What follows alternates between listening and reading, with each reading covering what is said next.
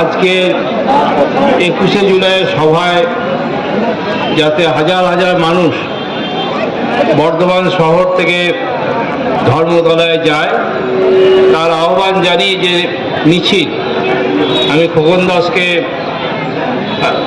কৃতজ্ঞতা জানাই যে এই ধরনের একটা সমাবেশ সে করতে পেরেছে।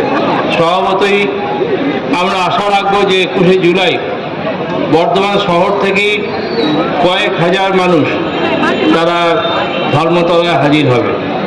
বর্ধমান জেলা হেডকোয়ার্টার আপনারা তো যাবেনই, তার সঙ্গে আপনাদের আরও কিছু দায়িত্ব থাকে, যেমন রেল স্টেশনে খোকন বলল ক্যাম্প করতে হবে, বিভিন্ন গ্রাম থেকে যে সমস্ত কর্মীরা যাবেন তাদের যাতায়াতে যাতে অসুবিধা না হয় সেগুলো দেখতে হবে। ঠিক তেমনি বর্তমান শহরকে সচল রাখার জন্য সবাইকে সজাগ থাকতে হবে। আমি একটা কথা বলতে চাই যে আমাকে অনেক সময় অনেক প্রশ্ন করেন অনেকে, তাদের আমি একটা কথাই বলি যে খোকন দাসকে বিনা দ্বিধায় আমরা সমর্থন করি। তার কারণ পার্টির যে প্রোগ্রাম তাছাড়াও বিভিন্ন স্পোর্টস এবং সাংস্কৃতিক অনুষ্ঠানের যে আয়োজন বর্ধমানের মানুষকে নিয়ে খোকন করে থাকেন, স্বভাবতই দল সবসময় মানুষের কাছে পৌঁছায়।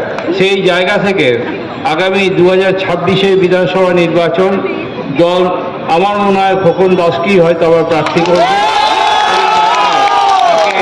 সমর্থন করে আরও বেশি ভোটে যাতে জিততে পারে সেই চেষ্টা আমাদের করতে হবে।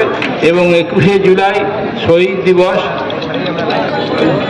সবাই ব্যাখ্যা করেছেন এই দিনে কি হয়েছিল, তো সেই দিনটাকে আমরা স্মরণ করব। আমরা সবাই জানি যে মাননীয় মুখ্যমন্ত্রী ইচ্ছা করলে এটা ব্রিগেড প্যারেড গ্রাউন্ডে করতে পারতেন, যে মানুষ উপস্থিত হয় তাদের ব্রিগেড ভর্তি হওয়াটা এমন কিছু ব্যাপার ছিল না, কিন্তু আবেগের জন্যই তিনি ধর্মতলায় এই সভা করেন। সেই আবেগকে সামনে রেখে আমরা যেন সবাই কলকাতায় হাজির হই এই আহ্বান জানিয়ে আপনাদের সবাইকে ধন্যবাদ জানিয়ে আমার বক্তব্য শেষ করলাম। জয় হিন্দ, বন্দে মাতরম। তৃণমূল কংগ্রেস জিন্দাবাদ, মমতা বন্দ্যোপাধ্যায় জিন্দাবাদ, অভিষেক বন্দ্যোপাধ্যায় জিন্দাবাদ।